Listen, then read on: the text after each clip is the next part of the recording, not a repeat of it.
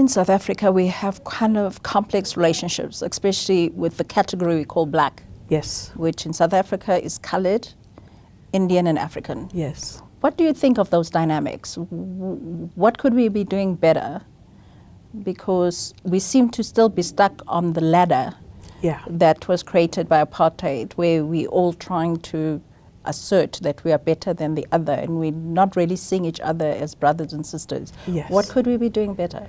I'm afraid that is almost the legacy of the unintended consequences of redress.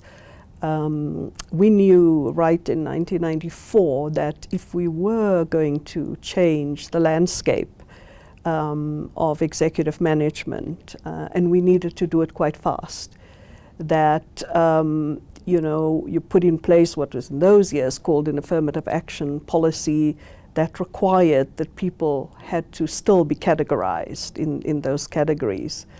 And so all the transformation programs are aimed at keeping us in our categories, if one thinks about it in that way. But until one reaches a phase of equality, we would still need those. However, I mean, if I think back of the 70s, the Black consciousness movement created a sense of solidarity and being able to rise above those categories that we found ourselves in. And so you need a kind of national vision and leadership of social cohesion that goes beyond rhetoric. It's about the way in which we constitute our panels, our commissions, our boards of companies and state-owned enterprises that should be truly representative, and then represents the best that South Africa has to offer. Because when people are together,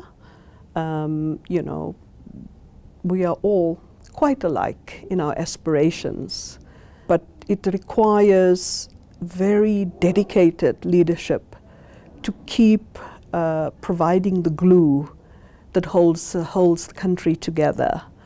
Regrettably, the last 10 years or so, we've had a leadership that has divided the country rather than brought us together. My hope has always been on the younger generation, the millennials and post-millennials, because they grow up with a different value system and they're not so stuck on categories. Until we make them. A co-chair of mine shared a painful story of her child is 18 months and was playing in the grounds. Yes. So the helper later communicated that the other white kids who were older said, we do not want to play with darkies. And so sharing that story was painful, because she was like, how am I going to start maneuvering this territory of having to educate my child? Correct. Because at the moment she's not speaking, but at some point she'll be able to answer, and what kind of answer. So South Africa is really at that cusp where we need to decide, what future we want.